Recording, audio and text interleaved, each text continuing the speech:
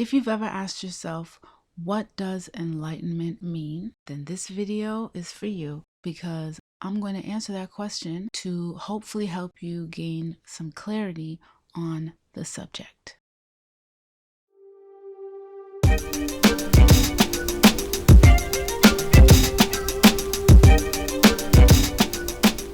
Hi, I'm Nikki from HereToWakeUp.com, and I help people stay accountable and connected to Divine Spirit on their awakening journey. I've been spiritually awakened for 15 years now, self-realized for 10, and I'm here to help and to be of service to kind-hearted souls that are ready to progress. So if that's you, welcome to my channel, The Healthy Wealthy Recluse. Welcome back to my channel if you've been here before. Make yourself at home. On this channel, I make videos about spiritual wealth, healing, and relationships.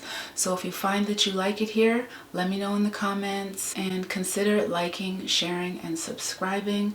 Even dislikes help the channel. So thank you so much for watching all of this video. Back to the topic, what does enlightenment mean?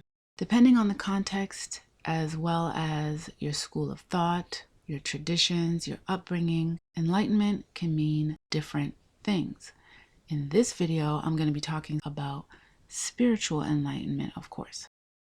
And I made a 3-part video series called My Spiritual Journey to Success, How I Reached Enlightenment. And I briefly mentioned my definitions of enlightenment and self-realization, which are 2 terms that I use interchangeably because to me, enlightenment is realization of self, the real self, not the 3D self, not even the multidimensional self, the actual self that's beyond dimensions altogether. It can still access them, but it's beyond them. And some call this the I Am Presence. I also refer to it as the highest self or the Christ self. And I know that the word Christ, like the word enlightenment, can have different meanings and definitions, again, depending on context, upbringing, school of thought, etc. And it might even be a trigger word for you, like the word God is a trigger for some. But if you want to know exactly what I mean when I use that word, you can check out HereToWakeUp.com because I have a section where I explain in detail what I mean. Make sure that when you're done, you come back and finish this video. Thank you. So, back to the topic of this video, the definition of spiritual enlightenment. So, to me, spiritual enlightenment is the highest state of awareness possible while having this life experience. And it's a sustained state. It's not a flash of insight. It's not a quick realization about something that fades or passes. It's a sustained state of being, a state of knowing. It's knowing the absolute truth of who you really are, whose you really are, what the actual nature of this experience is, all while experiencing consistent peace. And so to me, knowing who you really are and experiencing consistent peace, those would be the 2, I would say, key factors or identifying factors that define what true enlightenment really is. So that brings me to the second part of this video, which is me talking about my experience of enlightenment. So some people wonder about, the body stuff. So without getting into every single detail, I'll talk about a couple body things. So food. Let's start with food. I still get hungry sometimes, even though I don't really have much of an appetite. I still feel physical pain sometimes, and I say sometimes because sometimes I do and sometimes I don't. It all depends on where my mind is focused in that moment. Like if I've been meditating or out in nature and then I come back home and let's say I bang my arm or my shoulder on the door frame or something like that, I might feel like a little pressure, but I won't feel pain because I'm not fully or completely in my body at that moment. Whereas if I'm focusing heavily on the 3D, like staring at my computer, focusing on specific details, working on my music, editing, doing things like that. Let's say I bang my elbow on the table, or let's say I get up and, I don't know, stub my toe or something, which I haven't done any of these things in a while, but yeah, I would be more likely to feel those things as painful, since pain is in the mind, it's in the human mind, part of the 3D construct. So if I'm focusing there, it's more likely that I'm going to experience that. So the pain thing really does depend on where my mind is focused at the time.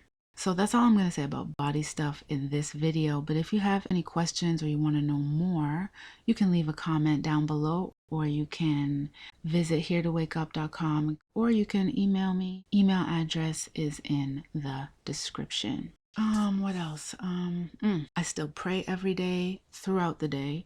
I still do clearing work when stuff comes up, which is really only once in a while. But at this stage of things, it's really more like maintenance, because I've already done so much clearing and healing work already.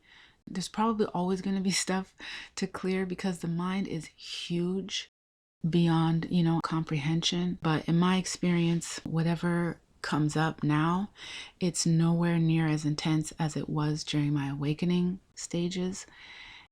Again, like I said, it's more just about maintenance, or maintaining the clarity that I've already attained, and just remembering the truth about everything. A lot of my mind energy and focus is used to actually just stay in a state of remembrance, because staying in that mind state tends to take care of everything else, in my experience. Anything that does seem to come up once in a while, I'm really able to just notice and observe it. I'm able to stay open so that I can clearly hear my guidance, so that I can know what to do next, how to behave accordingly. I might be guided to just notice the thought or the emotion. If it's a scenario or an interaction, I might be guided to walk away. I might be guided to stand my ground. I might be guided to stay silent. I might be guided to put on a show and say a few choice words, maybe raise the voice a bit if it's a teachable moment. And, I'm there to teach or be an example, or to establish a boundary.